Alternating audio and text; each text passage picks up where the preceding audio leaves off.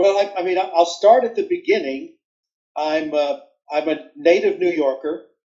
All right, I was born in Brooklyn, New York, to a very Italian family. Okay, very Italian family in a very Italian neighborhood of Brooklyn, New York, and grew up with the expectation that I was going to get a real job. You know, a real job meaning manual labor. Um, but as it turns out, my father got into trouble with, shall we say, an Italian social club. Um, if you can use your imagination and think about movies that you've seen. Mm-hmm. And so we had to leave New York. I mean, we had to like get out of New York. And we moved to Hialeah, Florida. And we moved to Hialeah, Florida because that's where my grandparents, my mother's parents, had a house. And it was their winter home. And we moved there thinking it was only going to be temporary. But my father so upset these people in New York that there was no going back. And so suddenly, I mean, I tell people I went to sleep in New York and I woke up in Florida wondering why it was so hot and humid, you know, and realizing that we had now relocated there in a very small house. There was my father, my mother, my brother, my sister, and my grandparents. There was a lot of tension, right? There was just a lot of conflict and all that. And I sought any way that I could get out of the house. And in school, and I mean high school and high school, I discovered theater. And theater was my escape. And it was my escape in many, many ways. It was my escape in that when you are an actor, you become somebody else. All right, you take on the profile and the persona of somebody else. And since I was an unhappy child, I liked becoming somebody else. The other thing is you had rehearsals, and those were at night. So you got out of the house. Like when I was 16 years old, I bought a car. It was a classic hippie Volkswagen, Volkswagen Beetle. And I spent as much time as possible in the theater. And that's what I thought that I wanted to do my entire life. In high school, I won the award in the state of Florida as the best actor in high school. And so I was feeling, very proud, very proud. And this man that I didn't know who he was, he saw me at the ceremony and he said, "Don, sit down. I have notes for you." And I was like holding my trophy, as the best actor. And I'm like, notes for me. And I sat down and I listened to him for about an hour. And all the notes he had were terrific. I mean, they were spot on. And finally I said, who are you? And he said he was the head of the theater department at the University of Tampa, which I didn't even know existed. And I said, well, most of us, we're all going to Florida State University in Tallahassee. And he goes, if you go to Florida State, they're going to make you a spear carrier. You're never going to really get a major role. He said, if you come to Tampa, I will teach you how to be an actor. So I went there and I had 4 fabulous years. I mean, I learned to be an actor, but I also learned that to be a true theater person, you needed to know psychology, you needed to know philosophy, and you needed to know all the skill sets of an actor. And I learned to love learning when I was in college at the University of Tampa. Mm-hmm. So much so that I graduated as the outstanding male student. And between acting and psychology, I thought, well, I'm probably always going to be cast as the short, chubby Italian. And do I want to do that? Or do I want to help people by being in psychology? So I decided for psychology, but I wanted humanistic psychology.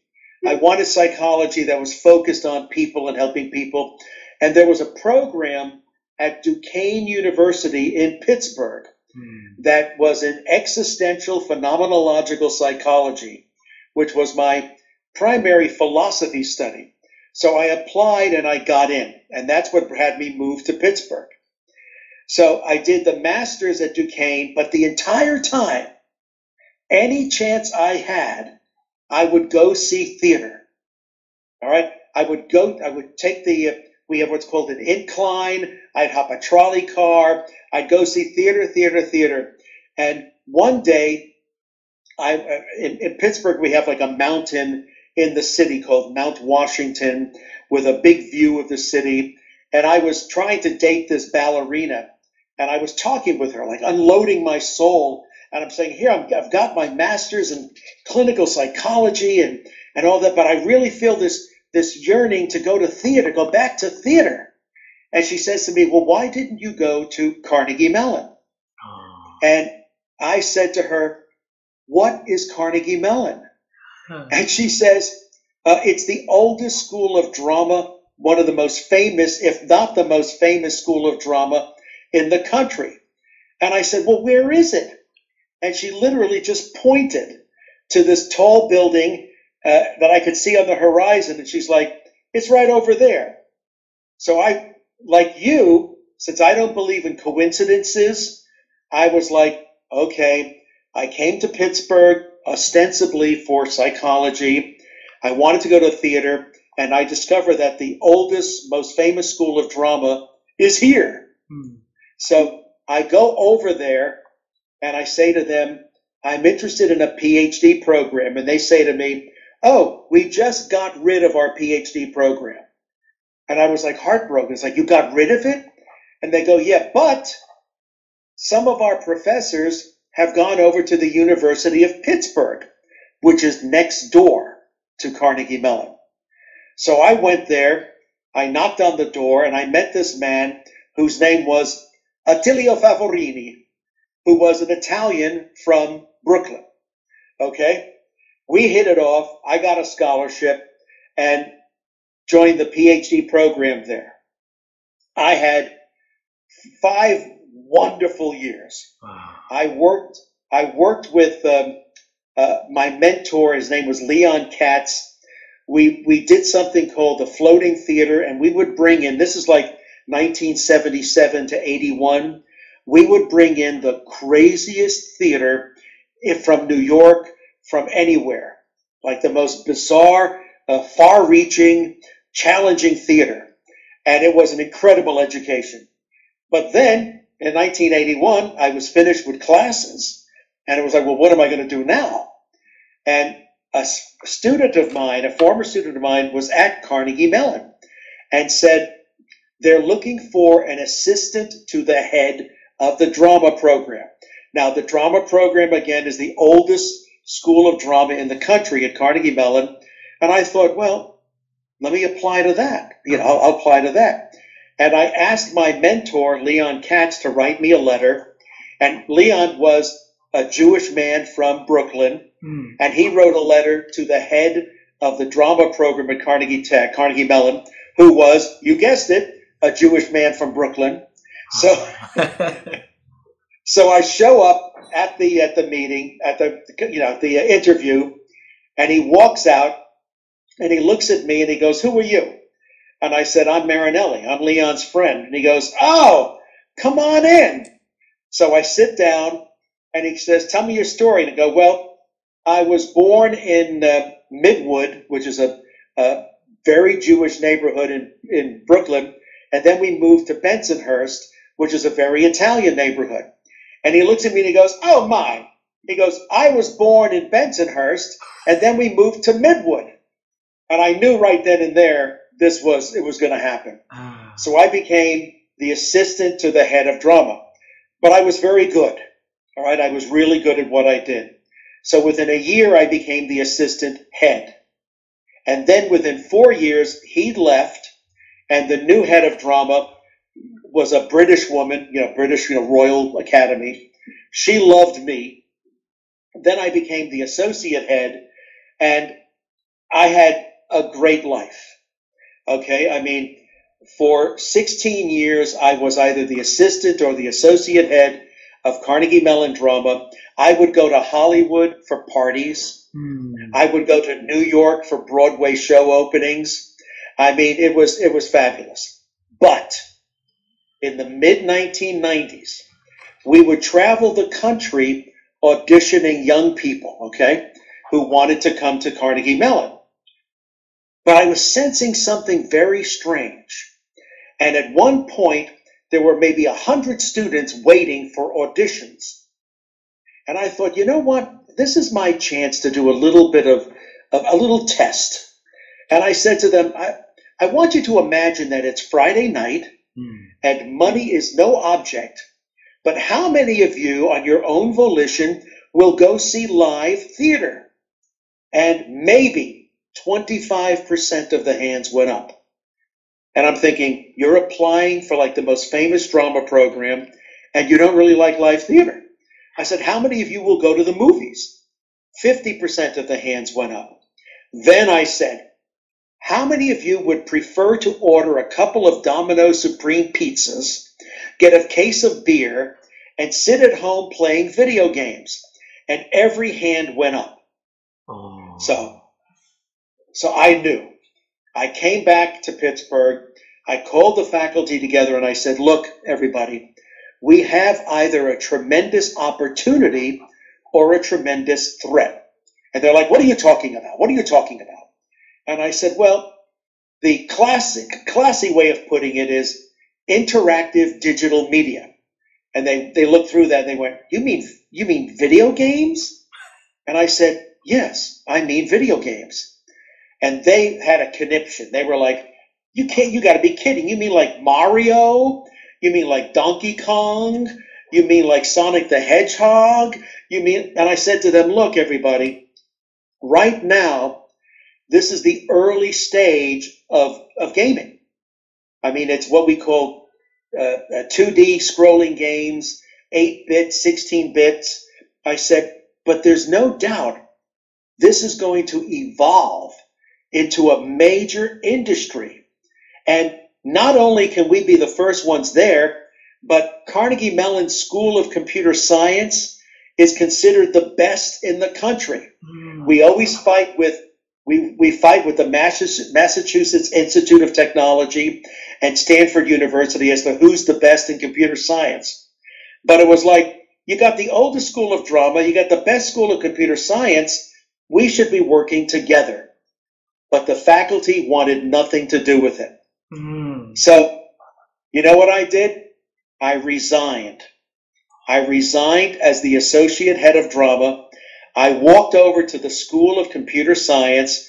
I knocked on the door and I said, is there any room in your sandbox for a drama professor? And I expected them to laugh at me, throw me out of the room. But instead they said, Don, we would be honored to have you join us. You would bring a whole different mindset of storytelling, character development, immersive media. And if you were to join us, we might start having good parties. So I then said, this is great. Can I have a big raise too? And they went, no problem. So I went over there, and for 2 years I learned about computer science. I worked on some projects, the whole time wondering, what am I doing here? I'm not a geek and what have you. But within 2 years, they introduced me to Randy Pausch. Okay? Randy had just come back to CMU, to Carnegie Mellon. He had been down in Virginia, I believe, Virginia or North Carolina. And he came back and he started to do something called building virtual worlds. And, I met him. I went to his studio, and the first thing that struck me about his studio is that it was filled with stuffed animals. All right? He had stuffed animals all over the place. And you have to realize that most of computer science is boring. Like, these are boring people. But Randy was erudite. He was fun. His students loved him, and it was like, wow, this is a different, this is not your normal computer scientist. And then the dean of computer science had been on a committee at the University of Southern California in Los Angeles. Now, this again is in the 90s, right? And he was there, and he said to them, to the School of Film, that the film industry is going to become digital, right? It's going to become digital and computerized. And what they should do at the University of Southern California is create an entertainment technology center to focus on the computerization of the filmmaking process. The dean's name was Raj Reddy from India. Raj Reddy, R-E-D-D-Y. First name is Raj, R-A-J. Then he came back. Then he came back to Pittsburgh, and he was like, "Well, wait a minute. We've got the School of Drama. We've got computer science. We've got this crazy drama guy who's already into computer science. We've got Randy. Let's bring them together to form the Entertainment Technology Center." And so I tell people it was what we call in America a shotgun wedding. It was like, you two are going to work together. Now, I'm sort of an alpha male, I'm used to running things. Randy's an alpha male. He's used to running things. And people were like, I don't know if this is going to work. I mean, one of them might kill the other, And so Randy and I sat down, and we both had to admit, it was like, we're going to have to work together, which means we're going to have to be honest with each other, because we shared an office. We shared an office. We shared a desk for the first few years. And I finally said to him, Randy, I've got to be honest with you. I really don't know what you people do in computer science. I said, I know that it involves zeros and ones, and that's about it.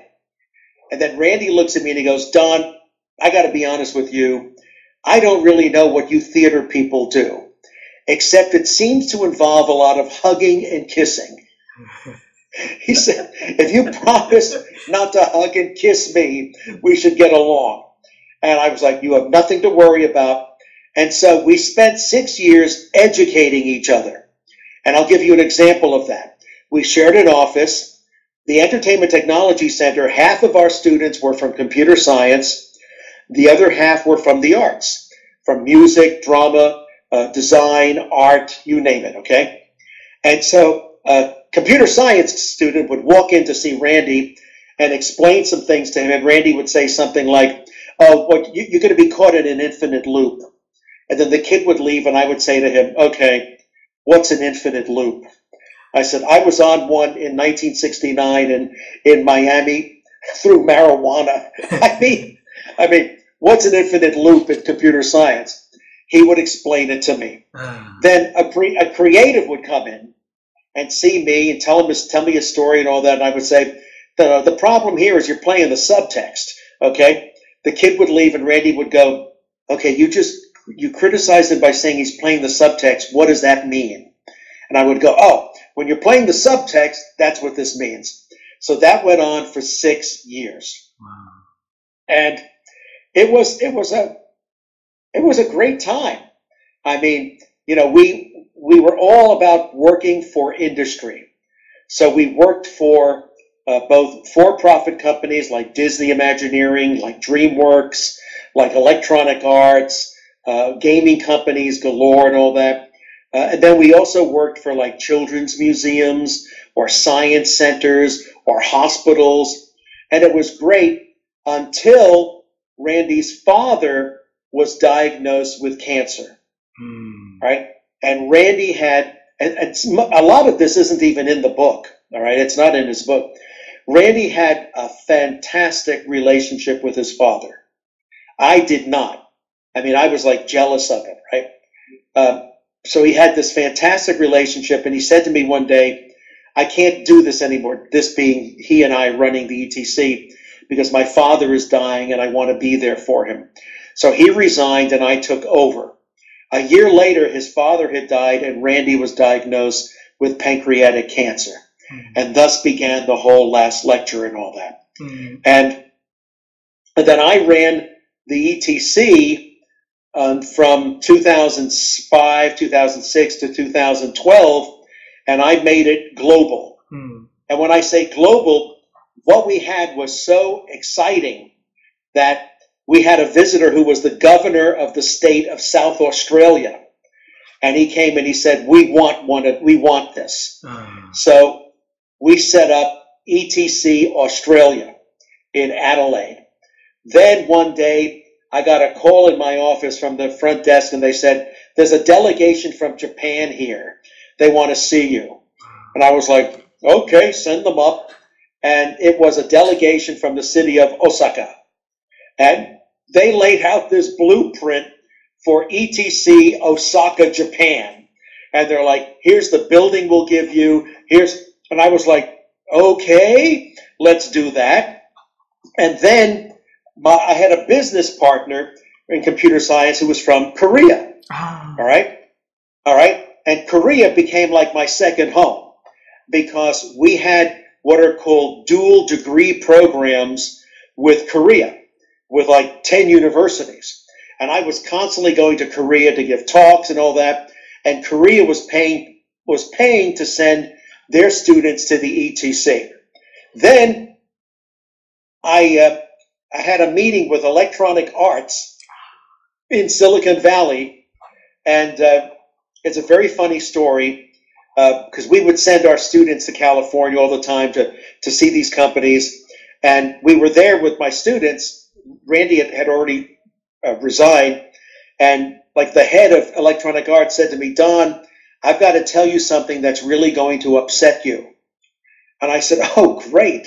Just what I want, to be upset. And I said, what is it? And he goes, well, we're about to give the University of Southern California $8 million and tell them to build a program just like yours. And I said, you know what? That is upsetting me. I mean, because we've got it. It's here. You're telling them to basically copy me, copy the program.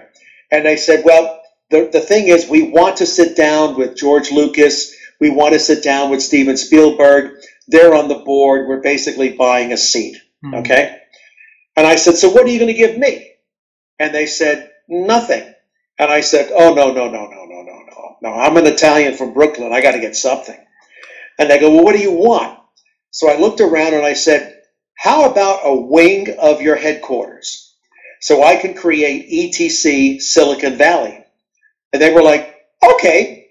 So we had ETC Silicon Valley, which went on until like 2016, 15 or something like that. So my goal was, I would say to my students, you have 4 semesters. All right, it's a graduate program. I said, why not spend it on 4 continents? Okay, come to Pittsburgh for the first semester, and then I will create projects all over the world. Very quickly, Europe came on board. So there was ETC Portugal. Then there was ETC Barcelona, Spain. And the last one was ETC Manchester, England. And my job was to find the projects all over the world and then say to the students, okay, where do you want to go? What do you want to work on? Do you want to work on a game project in Silicon Valley? Since Japanese culture was very, very popular for gamers, do you want to go to Japan? Do you want to do something completely different, like go to Australia, like go to the other end of the world? Or do you want to go to port? And that was my job, and I loved it. The problem was I visited these places twice a semester. So all I did was travel around the world, going to these schools, these campuses, to make sure things were running well. And by 2012, I was tired. And I was turning 60, all right? And I was like, and I'd already been like a lousy father to my daughter. I was never home. My wife had to do everything. And I knew it was time to leave. So I retired. Since retiring, I've never been busier. Okay? So now I teach for 13 years at Arizona State in arts, media, and engineering. and I'm currently teaching an online class there in esports, digital marketing, and consumer engagement. And I just finished grading their quizzes. Okay, I teach at Florida Southern College in Lakeland, Florida, which is an MBA level course in sports management. I teach at Northeastern University in Boston a course on the metaverse, what's called Managing the Metaverse. Then I taught for 8 years at Columbia University in the city of New York in the MBA program. And then this year, here in Pittsburgh, a local college, Point Park University, said, Don, we want to completely redo everything. We need somebody with a vision who gets things done. We want you. So I agreed, and I created the Center for Experiential Narrative Technology. Meanwhile, my Korean business partner, who does a lot of work in Vietnam, and with whom I had gone to Van Lang University in 2010, said, are you interested in coming back to Vietnam? And I said, I would love to go back to Vietnam. So I went back. He flew in from Korea. We had a wonderful meeting there, and I was stunned at how big Van Lang University had become. Yeah. I mean, 50,000 students, all these degree programs, a wonderful campus, growing and all that. And I went there and I was like, wow, this is fantastic. And they said, okay, how do we get you to be part of this? And I said, for an American to help Vietnam, it's very important for me, okay? Because as you can imagine, I get off the plane and people are like, so are you here to visit places you were in during the war? And I'm like, no, okay, all right. I did get a draft notice in 1970. I was 1A. I was like applying for colleges going, I'm going to be in the Army before you know it. But my draft number was high, and they stopped the draft right below me. So I'm like, nope. Now, fast forward, I did enlist in the Air Force in 1980 because my wife was Army. Well, she's an Army veteran, and my father was Coast Guard in South Pacific during World War II, and my brother was in the Navy, and I was like, I wanted to serve. So I was an education specialist in the Air Force Reserve for 6 years. But so with Van Lang, I'll be teaching a game design fundamentals course starting next month. And I'll be doing that with 4 faculty members at Van Lang. And then meanwhile, they want me to maybe teach an intro to esports management course. And I'm like, I'll teach everything, It's all online. I mean, everything that I do is from this seat, okay? Wow. Except for Point Park University, which is a 15-minute drive downtown Pittsburgh, right? So I have to admit, I've got a great life. I mean, I've got no complaints. I remember years ago, decades ago, when it looked like I was going to become a teacher, and part of me was actually sad because I thought I could be a great actor and all that. And one of my mentors at the University of Pittsburgh said, Don, never forget, teaching is a noble profession. And at first I was like, yeah, right, okay, it's a noble profession. But you know what I've learned 50 years later? It's a noble profession. Yeah. Okay? It's a noble profession. And the fact that I can have an impact on a young person's life and provide some guidance, provide some wisdom, because one of the things Randy said about the ETC, which was brilliant, he called it the Dream Fulfillment Factory. Right? The Dream Fulfillment Factory. And what did that mean? That meant students were coming in and they had a dream. And our job was, how can we help them fulfill that dream? And sometimes it wasn't fulfilling it the way they thought. For example, you'd get animators in, and they all said, every single one, I want to work at Pixar. All right, I want to work at Pixar. And Randy and I would like look at each other and go, this student is a good artist. He or she is not a great artist. They're not going to work at Pixar. But where else could they work? What game studio could they work at? What other themed environment could they work at? And our job was to help guide them to a place where there would be meaning, where they could, in fact, fulfill their dream. So that's still my mission today. Beautiful. See, Don, what you've been doing is to help people to achieve their dreams, right? And if they're achieving their dreams, they're going to have a fulfilling life. And fulfilling life, we have a happy life, happy conversation, build happy family. That dream carries on to the next generation, to the next generation. Yeah, that's very beautiful, right? So allow me to bring you back in time, okay? Okay. Yes. So I want you to bring. So since when you moved from New York to Florida? At what age? 10. 10. All right. So you mentioned that you're starting to having because I'm writing so many notes in here. Okay. Yeah. So you mentioned that you starting to have a love for theater art by high school, because that's when you're upset, and by acting, then you can be in different roles, and by rehearsing, and then you can get out of the house and stuff. I want to bring you before you move to Florida. Okay, so when you were little, how the house looked like? How's the environment look like when you were in New York? It was rough. Rough. All right. I mean, Italian families, they do a lot of yelling. They do a lot of screaming. They do a lot of hitting. But I'll tell you, I mean, now that you brought me back, I think it was in 3rd grade, all right, in Brooklyn. And we had an assignment where we had to write a story. Okay, we had to write a story.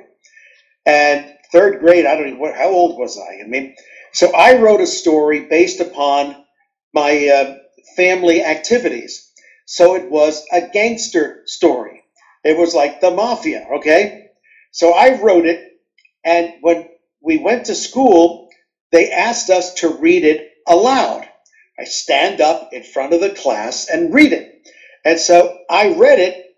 I didn't read it. I acted it. And it would be things like, because I still had my New York accent, it'd be things like, and so the car turned the corner, and the machine gun came out of the window, and the bullets were flying all over the place. And so I read my story, and the teacher says, Donald, would you be willing to read that to the other classes? And I was like, yeah, sure. So I would go to another class, and I would read it, and then something amazing happened. Everybody clapped. Oh. Right? Everybody clapped. And I was like, wow, they're applauding. I mean, the only clapping I had was slapping me for saying something, or slapping me on the butt. And I was like, gee, I guess I'm good at this. I guess I can bring a story to life. So that was the earliest indication that I had a gift for acting and for conveying, the meaning of a story. Then prior to that, in your wildest dream about the future you're gonna become, what was your thought that one day you're gonna be this type of job or do this kind of things? What was that? Well, it was very simple. I was supposed to become a baseball player. Baseball player, and why? Because my father's dream in life was to be a baseball player. And when he was young, he was a very good baseball player. But then the war happened. Okay? The war happened. And then all the young men were being drafted, or they were enlisting. So my father put that dream on hold, and he enlisted in the United States Coast Guard But the Coast Guard, they had what were called Army freight supply ships, these small ships that sailed from New Orleans to Australia to New Guinea to all the islands in the South Pacific, supplying the ammunition, the money, and all that to the troops.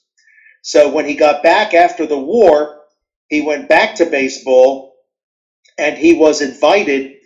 In fact, he got letters of invitation from the Brooklyn Dodgers, the New York Yankees, and the New York Giants. And he went to spring training, but something happened.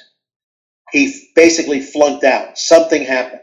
We still to this day don't quite know what happened. But he left and went back to New York and was very bitter. Or was very bitter towards baseball. But I was the first son, the eldest son, and his dream for me was to become a baseball player. So when I was a child, he bought me a glove, bought me a ball. We would play catch in the backyard, all that sort of stuff. So that's what I was supposed to be. In your family, was there anybody else gifted in theater arts that you can genetically inherit that dreams or so?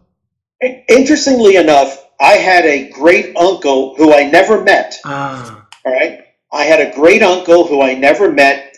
He was my maternal grandmother's brother, who it turns out was involved in producing Broadway shows.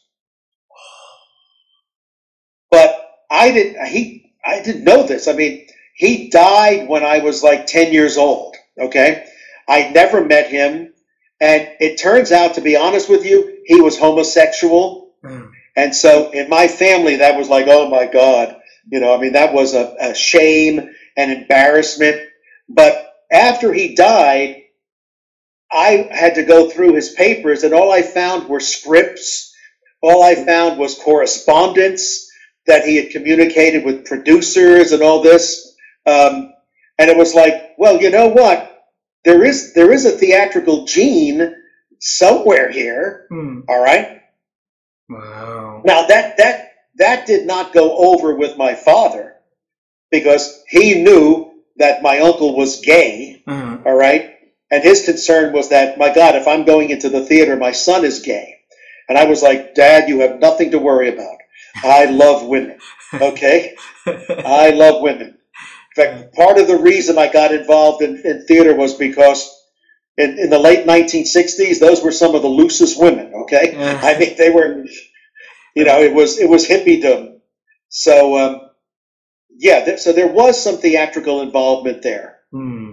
So in Florida, you wasn't happy at a teenager in Florida, so he's trying to get away. And how's a day look like to you back then? Still remember? Well, we all had our bicycle. I would ride my bicycle to the high school. And it's funny when we're talking about this, because 2 days ago, my high school teacher, who had the biggest impact on me and my life, died. She was 86 years old. Sorry. She was my high school drama teacher who saw talent in me, all right, she always cast me in the lead roles. She taught me how to be a good actor. She was terrific. And it's funny because she ran a professional program in high school. And throughout my years, even at Carnegie Mellon, sometimes I would see things and I would say to them, you would not qualify for my high school drama program. All right, because we had very strict discipline. We would never do these things, etc. So I've been thinking a lot about her and the impact she had on my life. So it is kind of, again, there's no such things as coincidences. So it's kind of interesting we're having this conversation when, I sent a note to her wife, to say what an impact this woman had on me and what she taught me and how I've tried to live up to her standards my entire life. And I'd like to think I succeeded, You are. And then it's, if we have a lot more of her and you in that profession, look at teaching is really a noble profession, right?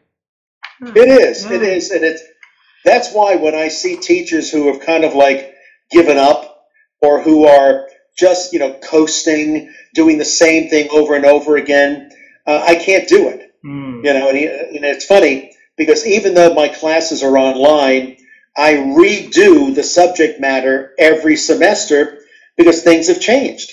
Things change very quickly. They move at a rapid pace. Yeah. And so, I've had other people at schools going, well, we'll just reuse the same content because it's an online course. And I'm like, no, we can't do that because this might be the first and only class they have with me. And I want them to realize that Don cares about them and I'm going to give them the best. It's funny because my father's favorite baseball player was an Italian-American named Joe DiMaggio, all right? And Joe DiMaggio was famous for always giving 110%. And even at the end of his career, when his knees hurt and all that, people would say, why are you diving for the ball? Why are you? And he says, because there's a kid out there who is seeing me for the first time. And I want that kid to know who I am and what I believe in. And that's how I view teaching. But and then that is exactly what I note in here. You view your life also that you're trying to do the best and get better and get better and get harder, put more onto the horizon there. So the question I want to give for you is, where did you find the strength to and the curiosity just to know more and to go into the one and out there and try to get the best out of everything that you can touch? Well, I probably have to credit a professor from the University of Tampa, a different one, and he, I think he was a history professor or something, and I love all subjects. I love history and all that. And he had just announced in class that he had finally gotten his PhD, all right? All right. And I ran into him in the hall, and he looked dejected. He looked sad. And I said to him, Professor, I'm a little puzzled here. You just finished your dissertation. You got accepted. You're now a doctor. Why do you look this way? And he goes, Don, it's because now that I have my degree and I'm considered a doctor and all that, people will actually think I know something. When the fact of the matter is, I feel like I hardly know anything. And that, if anything, I'm just now learning. I'm just now developing into a real student. And I thought, you know what? It's true. The learning never stops. And frankly, the learning never stops. And I also have made it a mission to be attuned to what young people are doing. All right? I mean, if you're like, what are young people doing? What's it? In the same way that, I sensed that the young people were into video games in the 90s. All right? And it's like, am I going to dismiss that? Am I going to criticize that? Or am I going to learn what is it about that is so appealing to them? And that's what I decided to do. Yeah. Wow. On that audition night, when you ask the pupil about the three options, right? Having the last one is having a beer, having something, and enjoy, the show, right. And then you realize that something changed, and then you took action on it, right? Correct. And because you taking action, but nobody responded to it, so you quit, and then you move into the campsite. So you're very, very determined at what you do. All right. So teach us how can we be a little bit more determination to respond to life instead of letting life carry us in whatever the direction. Well, I say that the one thing that I knew was that in the video games and all that, it was all being driven by computer science. All right. And so if we had the best school of computer science on campus and nobody in theater had ever approached them, I realized that, well, they're right there. Do it. All right. I mean, go over there and ask them to teach me. And I'll tell you a funny story about Randy. when we were first together, Randy invited me to go with him to Orlando, Florida, to a conference that was sponsored by an organization, a government organization called DARPA, which is the Defense Advanced Research Projects Administration. And these are the people who make Star Wars and all that. These were, these are the geniuses, right? And so for 3 days, I'm sitting in the audience, and I don't really know what's going on, okay? I mean, it's like high-tech gibberish. And in fact, I'm like thinking, do I belong here? And at the last day, there was a general or an admiral in charge. And he suddenly stops everything and he says, ladies and gentlemen, we've had a very special guest here for the entire weekend. He's a drama professor. And I started to look around thinking, oh, thank God, I'm not the only one here. And instead I hear, would Dr. Marinelli please come down front? So I get up and I walk down to the podium, and the admiral says, as far as we know, you are the only theater professor who is part of a school of computer science, and we want to know what impact this has had on you. And without even thinking, I said, well, I feel right at home. And the audience started to laugh because they figured he's feeling right at home, then he's clearly gone crazy, this guy. And then the light bulb went off. And I said, you know what? I know more about what you do than you know about what I do. For example, in computer science, everything is built upon algorithms, right? Algorithms. And algorithms are if-then equations, right? If this, then this will happen. I said, and that's where you use math, okay? You use math to do that.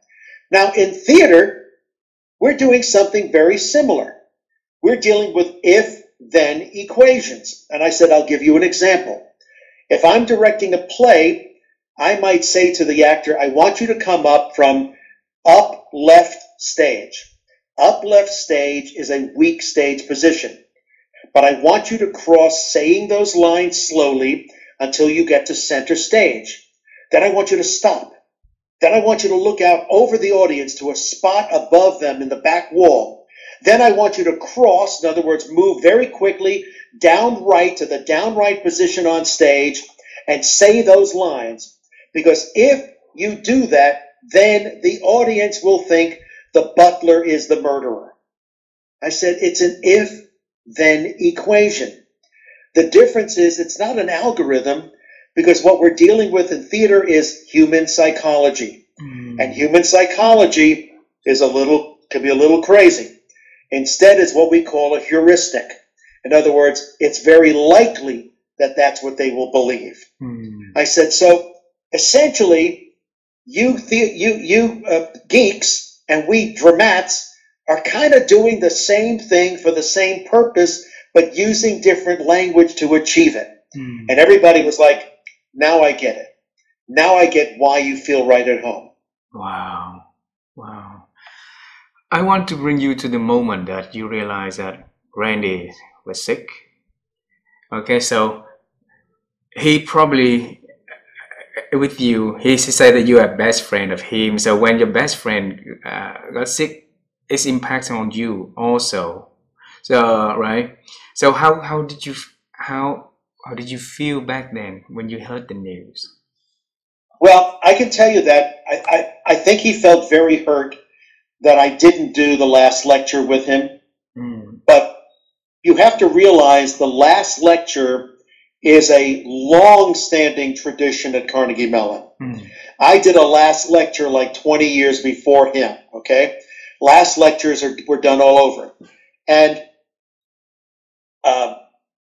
I had booked an Asian tour to recruit students. So I was going to Taiwan, I was going to China, I was going to Japan, I think I was going to Australia. And when you book that, it was like, and I was like, Randy, it's just the last lecture. I mean, unfortunately, it's after you got a death sentence. And I have to tell you, his doctor was my doctor, right? I turned him on to my doctor. And then the other thing was I had cancer in 2000. Okay. I had a very rare cancer. And at that time, Randy was like, well, look what you people eat. You know, you Italians eat like anything. Because Randy ate the same thing every day for lunch. White bread, a little mayonnaise, and a slice of bologna or something like that. So when he called me up and he said, guess what? I've got pancreatic cancer. My normal reaction is to default to humor, all right, to humor. And I said, you know, that really pisses me off. I said, I had cancer. Now you have to have cancer. And you have to have a worse cancer than my cancer. And he chimed in and he goes, yeah, but you had a rarer cancer than my cancer. And I went, you know, you're right. I said, so we both win, right? And it was what we call gallows humor. Gallows humor is where they hang people. So it was like death humor. But nobody had any idea that the last lecture was going to explode the way it did. All right, nobody had any idea. And it was because Jeff Zaslow, who is a Carnegie Mellon alum, was in the audience, because it was a very touching time, right? It was very touching. And he wrote for the Wall Street Journal. Okay? And so after the last lecture, he wrote a column in the Wall Street Journal about this.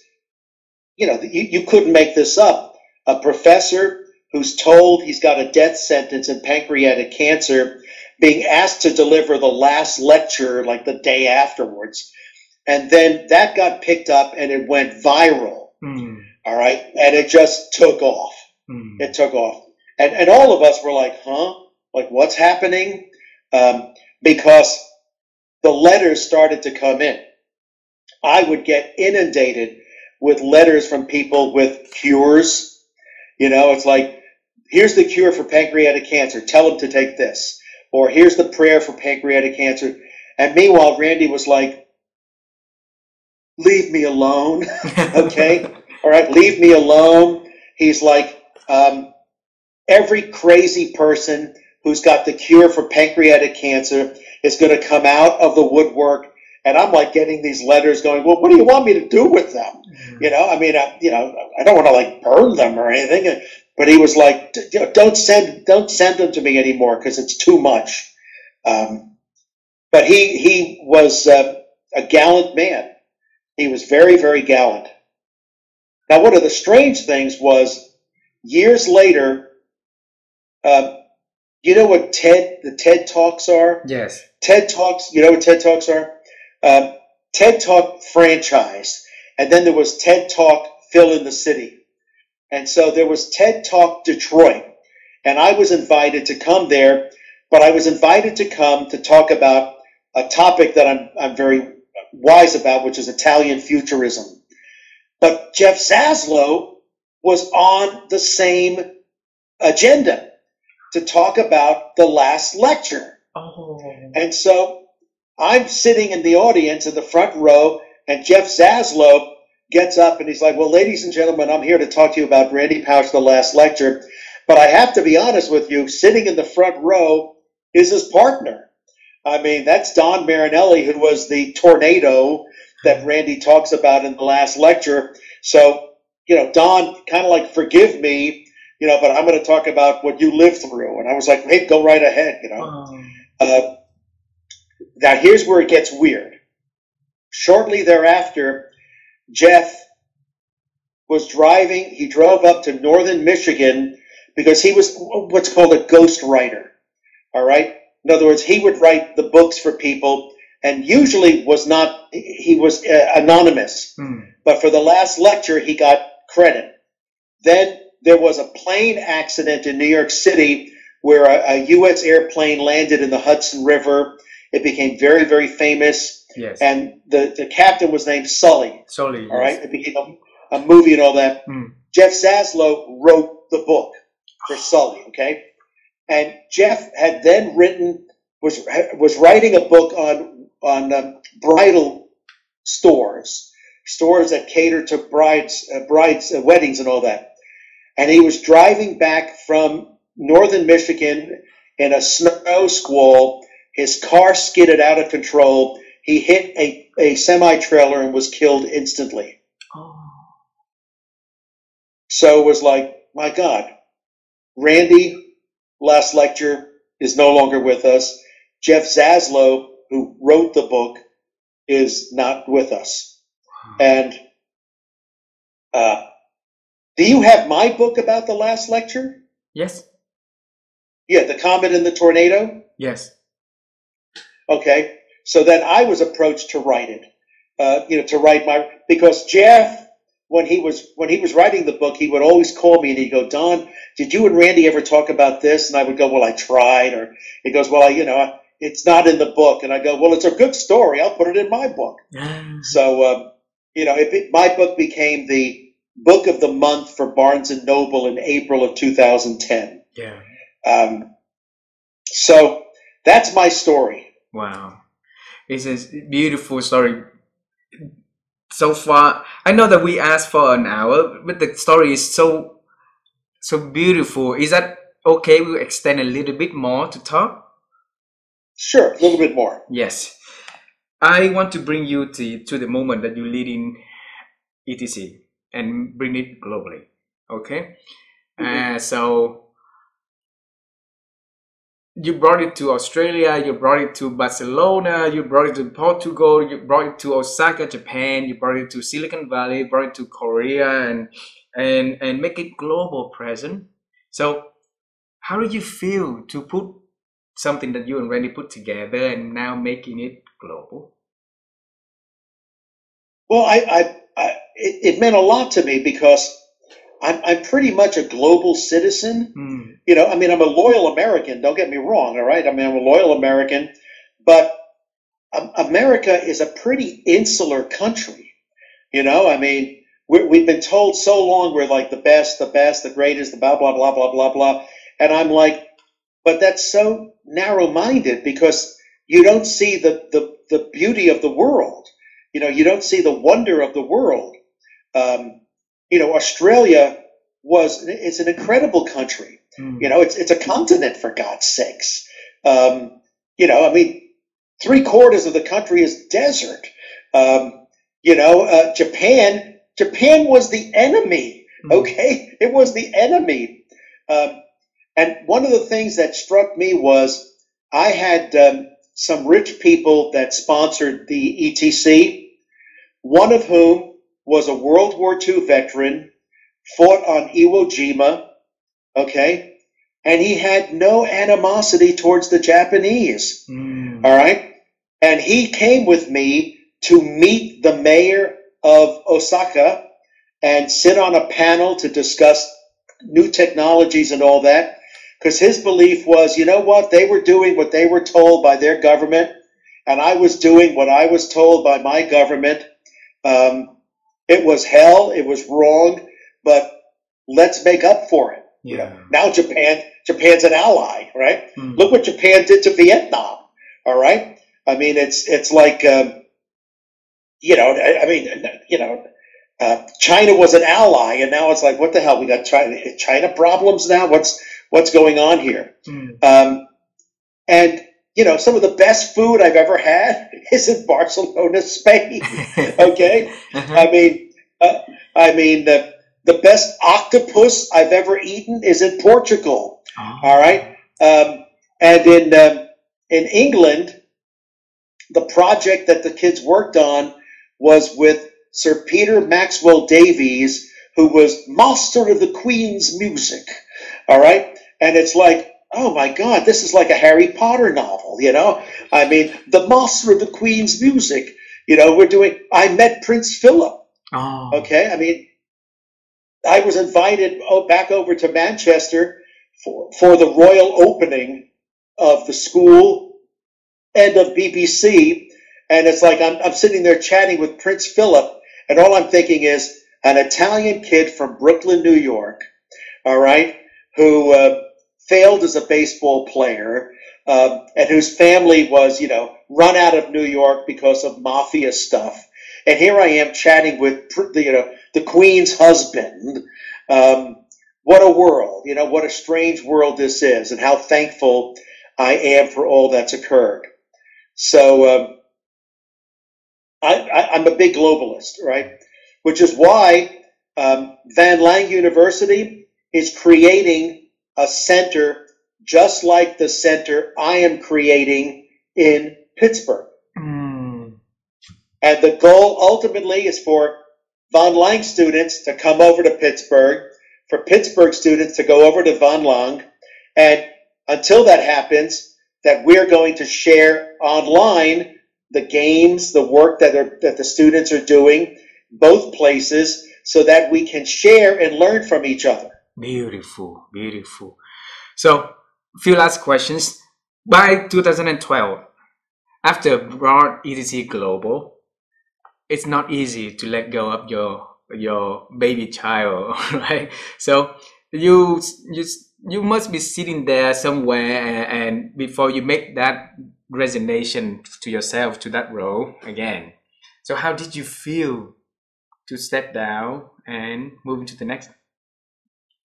I was tired. I was burned out. I was noticing physically that I can't sleep on an airplane. It's very difficult for me to sleep on an airplane, and so I would have to take drugs to go to sleep. I mean, legal drugs and all that, but it would ruin me. And I thought it was time for somebody younger to take over. What did hurt was how within 2 years they got rid of Global. They shut it down except for Silicon Valley, because to keep it going meant you had to do what I was doing, and that was travel the world. You had to sacrifice, but it was worth sacrificing for the students. Apparently, the leadership after me did not think it was worth sacrificing for the students, and so it became very insular. And then ultimately, they got rid of Silicon Valley, so now there's only ETC Pittsburgh. So. But the one thing I will say is, I'm a futurist. I always look ahead. Okay?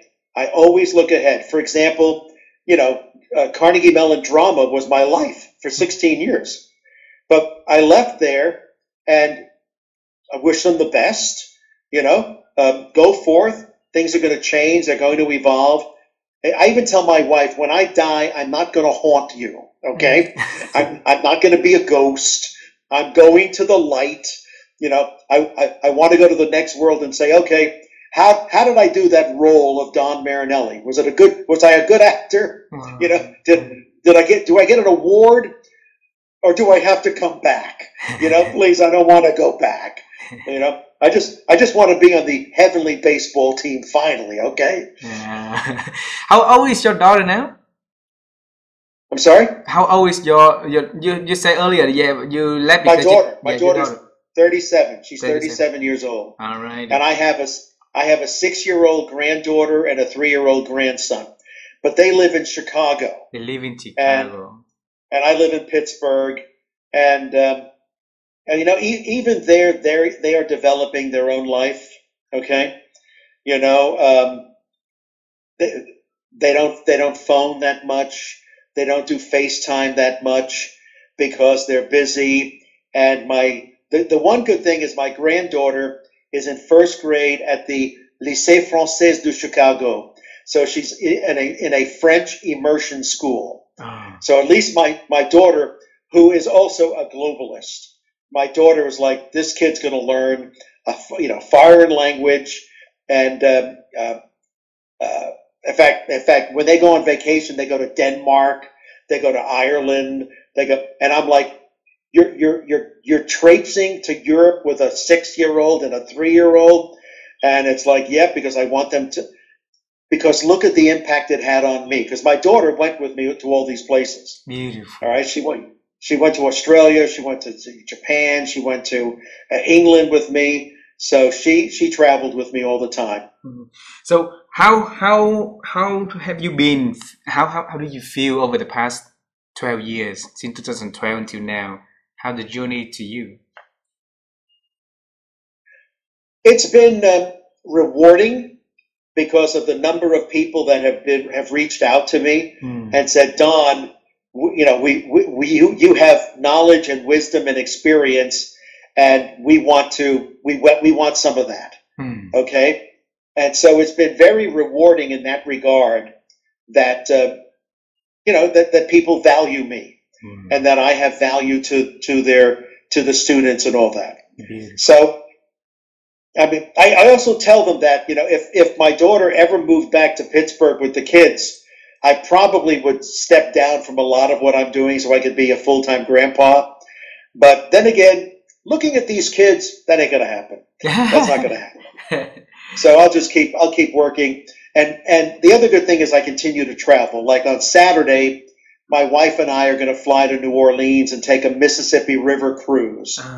And earlier this year, we took a cruise through the Great Lakes from Milwaukee to Toronto, Canada. And we just booked a train from Toronto to Vancouver, Canada in February. And we just booked a cruise from New York up the Hudson River. So I get out and do things. And then we're finally taking the grandchildren to Disney World in March. Okay, so we're going to do that. So I've got a good life. I got a good life. So your granddaughter, what's her name, and grandson, what's his name? My granddaughter's name is Sloane. Sloane. Sloane. Sloane. It means warrior in Old Irish. Okay, Sloane. Okay. Sloane, yeah. Yeah. And my grandson's name is Ansel. Ansel. Ansel and Sloane. Ansel, I have no idea why, but that's what they named him, so that's his name. All right. Okay. So Ansel is 3, and then Sloane is 6, right? 6, yeah. Okay. So I want to bring you to when you were similar age to them. Let's say put in the middle. Let's say 4.5. Okay. So now you have Ansel at 3, you have you at 4.5, and then you have Sloane at 6. And you tell the 3 of them about your career, your journey over the past 72 years. In short, what would you tell them? I just found a photograph of me when I was 3 years old visiting the grandparents in Florida, which would ultimately become my home. And I would say to them, you know what? You have no idea what's in store for you. Okay? I mean, here's 3-year-old Don visiting Hialeah, Florida to see the grandparents, not knowing that, 7 years later, we would move in and I would be thrust into a whole new environment, a whole new culture and all that. And when I was 6, it was, when it was 6, it was probably me reading mafia stories to the other classes at the PS 272 in Brooklyn. So guess what? I would find myself reading stories and writing stories and creating stories and enabling stories for the rest of my life. Beautiful, beautiful. The last question. Don, my wife and I, we've been on the quest to help people to improve their ability to think. And we believe that there's so many things that impact on our thinking capability today. So that make us diminishing our ability to think. So if every chance we got to talk to experts or great people, we ask this question, I would love to hear from you. So how have you been growing your ability to think over the years? When Randy and I were starting the Entertainment Technology Center, before we had students, we would fly out to California and meet with the heads of all these companies that we knew that our students would want to work for. And so we went out and we met with Pixar. Now this is Pixar right after they made Toy Story. Okay, so they were still the little company that could in San Rafael, California, in Marin County.